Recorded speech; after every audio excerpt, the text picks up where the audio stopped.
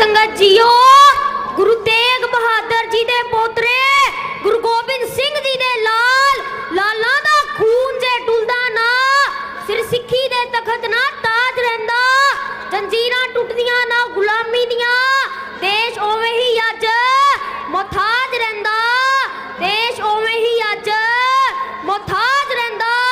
जिदी रग विच फतेह ओदी जग विच फतेह, जिदी रग विच फतेह ओदी जग विच फतेह, जिदी जुबान ते फतेह ओदी जहान ते फतेह। गज के आखो जी वाहेगुरु जी का खालसा वाहेगुरु जी की फतेह।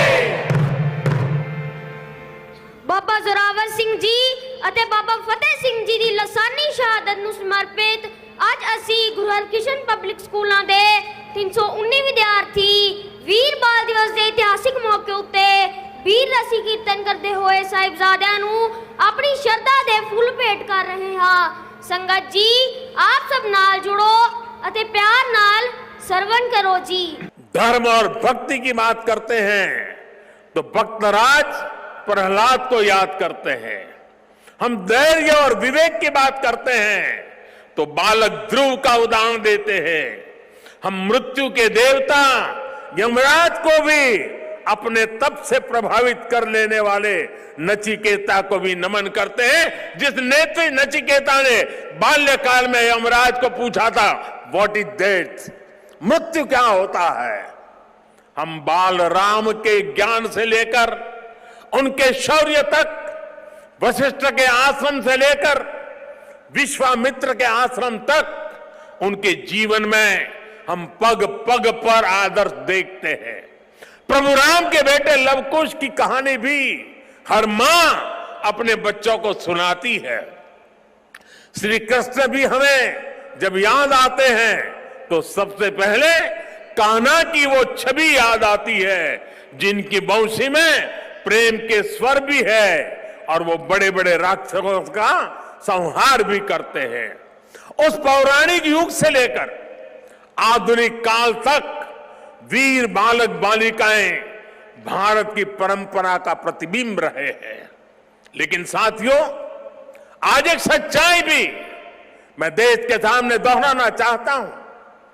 साहबजादों ने इतना बड़ा बलिदान और त्याग किया, अपना जीवन न्योछावर कर दिया, लेकिन आज की पीढ़ी के बच्चों को पूछेंगे तो उनमें से ज्यादातर को उनके बारे में पता ही नहीं है। दुनिया के किसी देश में ऐसा नहीं होता है कि इतनी बड़ी शौर्य गाथा को इस तरह भुला दिया जाए।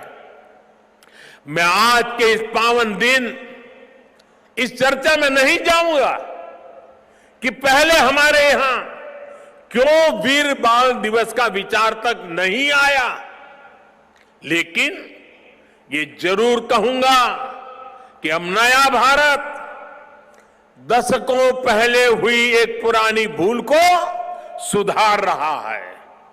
किसी भी राष्ट्र की पहचान उसके सिद्धांतों, मूल्यों और आदर्शों से होती है।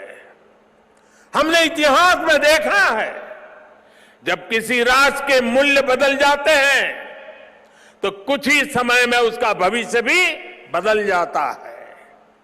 और ये मूल्य सुरक्षित तब रहते हैं जब वर्तमान पीढ़ी के सामने अपने अतीत के आदर्श स्पष्ट होते हैं। युवा पीढ़ी को आगे बढ़ने के लिए हमेशा रोल मॉडल्स की जरूरत होती है। युवा पीढ़ी को सीखने और प्रेरणा लेने के लिए महान व्यक्तित्व वाले नायक नायिकाओं की जरूरत होती है।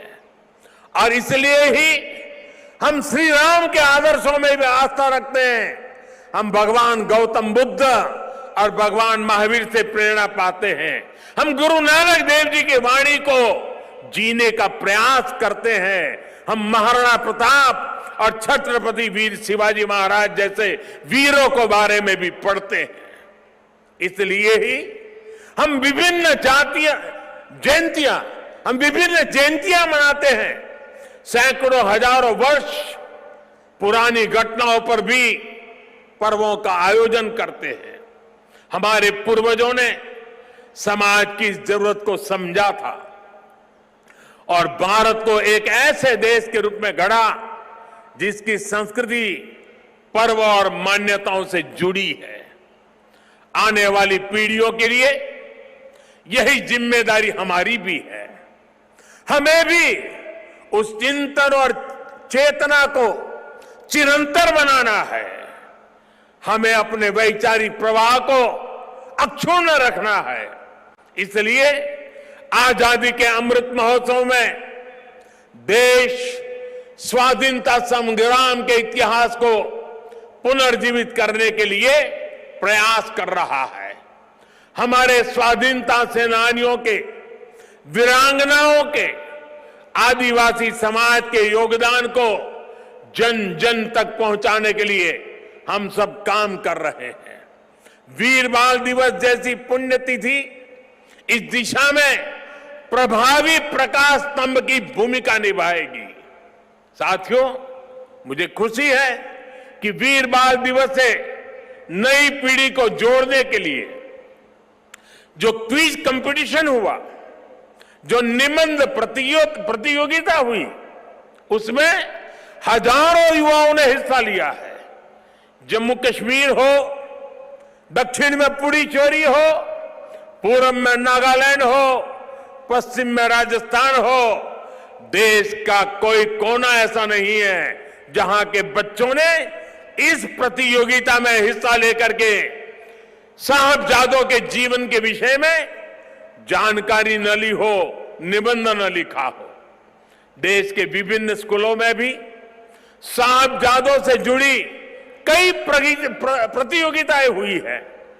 वो दिन दूर नहीं जब केरला के बच्चों को वीर साहिबजादों के बारे में पता होगा, नॉर्थ ईस्ट के बच्चों को वीर साहिबजादों के बारे में पता होगा।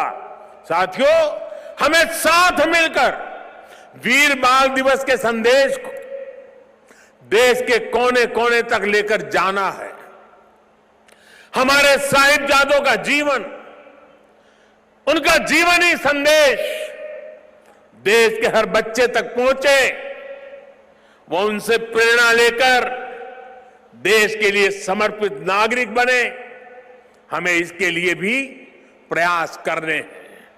मुझे विश्वास है हमारे एकजुट प्रयास समर्थ और विकसित भारत के हमारे लक्ष्य को नई ऊर्जा देंगे।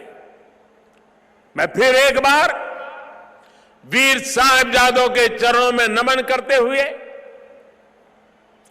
इसी संकल्प के साथ आप सभी का हृदय से बहुत बहुत धन्यवाद करता हूं।